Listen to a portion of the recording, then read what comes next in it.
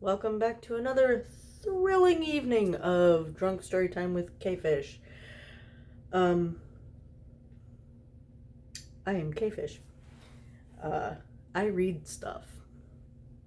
I am already 4 in on these, and I have a bottle of wine next to me, just in case I get a good number of things to read. But this bottle of wine was actually another one. Last week I was drinking Prophecy because I was like, ooh, Prophecy. Oh, that's very good omensy. But how could I seriously not want to drink something called Whispering Angel? That's brilliant. So, I am looking for things to read drunkily, but I'm going to start with chapter 13 of Roomba of Doom by GayDemonicDisaster, aka Kirsty. So, we're going to start there. Chapter 13, Roomba of Doom. Landscaping. Summary. Aziraphale takes Lydia out to do some good deeds. The next day, Crowley takes both the appliances out and attempts to get Lydia to assist with some more nefarious ones. Then more random fluff. This is cold reading, by the way.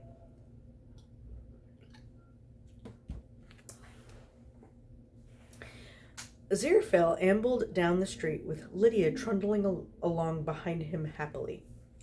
Bob scooted here and there, investigating interesting things to vacuum up on the pavement. The angel appeared to have a distinct destination in mind, and after a short walk, found what he was looking for. The house was old-fashioned and in a poor state of repair, but clearly still lived in. Dingy lace curtains hung in the unwashed windows, and an ancient car sat moldering in the driveway. It clearly hadn't been driven in many years. The lawn was a tangled mess of weeds. He paused by the gate and could glimpse through the glass of the front door the shape of an elderly person shuffling along the hallway with a Zimmer frame. I'm going to assume that's like a walker of some kind.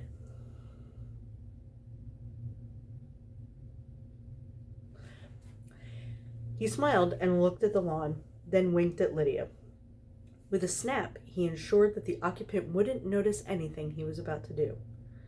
Aziraphale opened the creaky gate and ushered Lydia through and onto the lawn, where she set about mowing the overly long grass with relish. Bob scooted around the driveway, bored, and just vacuuming up dead leaves and any rubbish he spied while they waited. Once Lydia was finished and the garden looked a bit tidier, they left quietly. Aziraphale continued on, looking for lawns where the occupants didn't seem to have the resources to mow it themselves easily, and letting Lydia loose in each one in turn.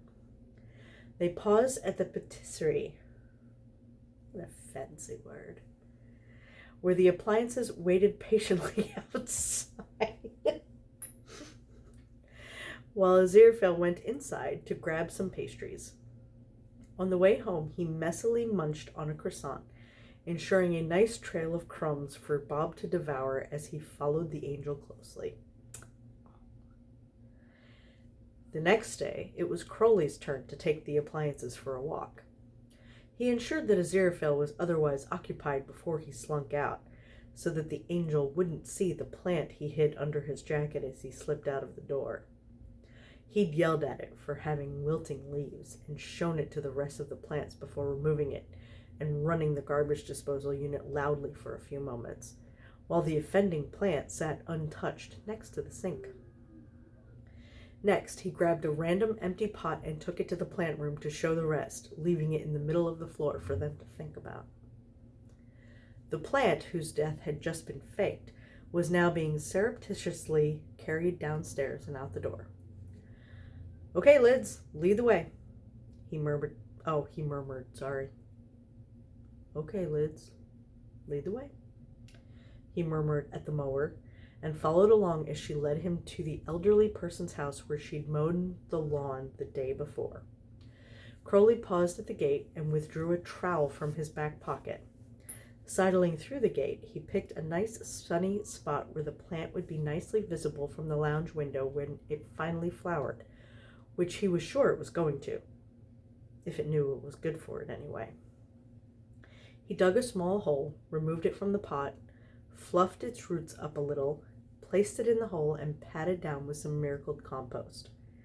He double-checked no one was looking, then snapped his fingers to summon the world's smallest rain cloud a few inches above the plant to give it a quick watering before banishing it again with a flick of his hand. Now you know I'll be checking up on you. I check up on all my fallen plants, so you'd better behave, right? I'll be keeping an eye on you. I planted you, and I can just as easy set Lydia here on you to turn you into mulch. Capiche? Lydia beeped in alarm and backed up hastily as if to distance herself from the demon's words. He lifted an eyebrow at her. "Aw, come on, back me up here, Lids." He got to his feet again with a sigh. "Fine. Well, I can dig you up again and think of worse things to do with you. Now," he leaned close and hissed menacingly into the foliage, "grow better." He stood straight again, tossed the trowel in the air and caught it again, slid it back into his back pocket and sauntered out, whistling for Lydia and Bob to follow him. He ambled back toward the richer area where investment bankers and billionaires had stupidly expensive residences they mostly didn't even bother living in, much like the place where he'd rescued Lydia from in the first place. He espied one he knew belonged to a particularly unpleasant CEO, and miracled the gate open while the CCTV glitched out at his command. "Come on, Lydia. Got a little job for you here. Just a quick mowing job." He knelt down in front of her and pulled out a piece of paper to show her. "I want you to draw this on his lawn," the demon said with an evil grin. Lydia considered the drawing for a moment before backing up a little and spinning around to turn her back on Crowley in a huff. "What? You don't want to draw naughty things? Oh, you really are Aziraphale's little girl, aren't you?"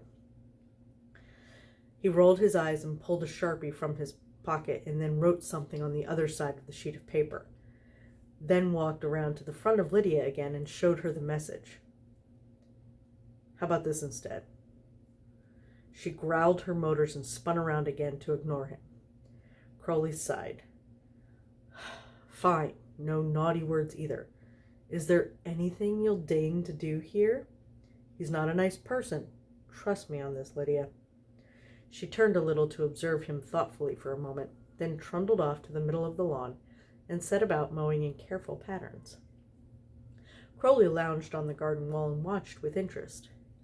After a while, Lydia trundled back to Crowley and beeped at the gate to be let out again. He sauntered over to the middle of the lawn to see what she'd done. Mown into the longer grass was the outline of a butterfly. Crowley sighed. So much for demonic activity. He guessed it was still spoiling the lawn a little, but not exactly what he had in mind. Oh well. He ambled back to the waiting appliances and led them home again. "Nice try, Lydia. You're too polite for your own good, though. You need to be just enough of a bastard like Aziraphale, though. I know you can do it. You've just got to try." Lydia spun her motors up a little and flicked some wet grass at Crowley's shoe. "Oi! Temper, miss." Crowley rubbed his shoe clean on the back of his calf with a disgruntled look at the mower. Bob was revving his mower in a rhythmic pattern that Crowley understood to be the little Vax equivalent of laughter, and he shot it a dark look. "And you can watch it too, you little demon. I can hide both of your charging ports if I want."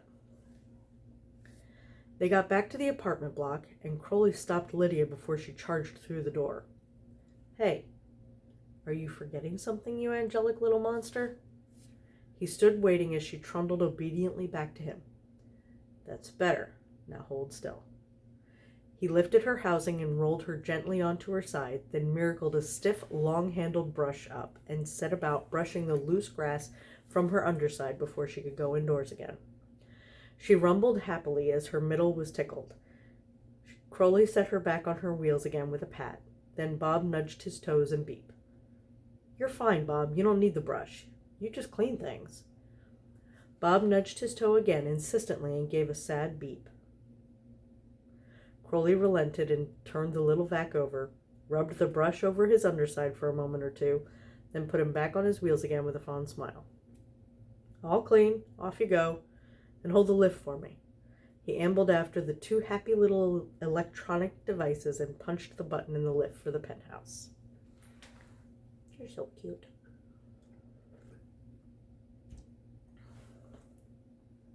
Once back in the flat, he found Aziraphale relaxing on the sofa reading the paper.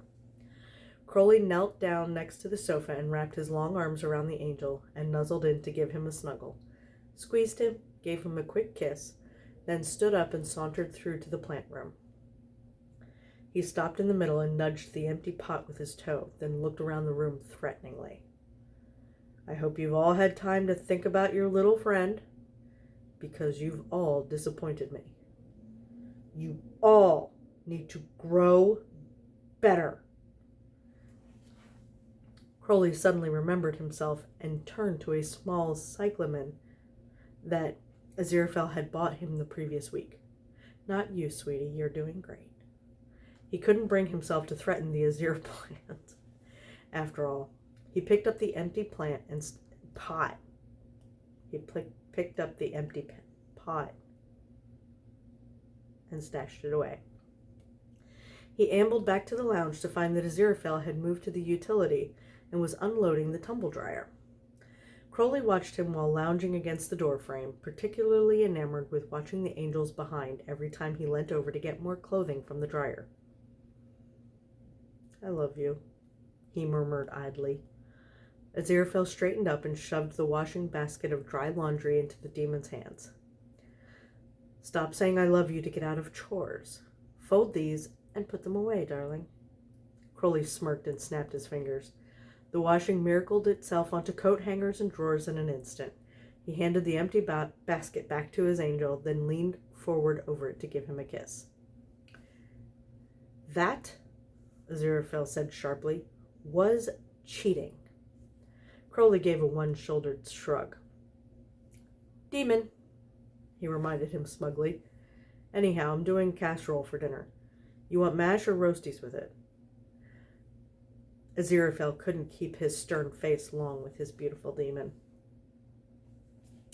"Mash, please, darling. Shall I help peeling the potatoes or anything?" Crowley raised both hands as if warding him off. No, no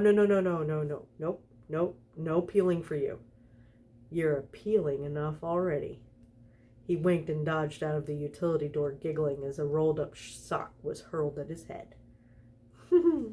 Cute. Notes. Next chapter, fur will fly when the Crowley household gets a visitor for the day. Bob is unamused. He's even less amused when he vacuums up something he really shouldn't have and gets all the regrets. Oh no. This is going to be like one of those, my Roomba accidentally vacuumed up my dog shit, and now it's everywhere. Oh dear.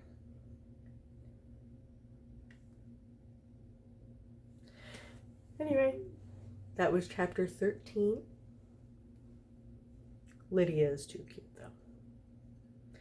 So, see you next time.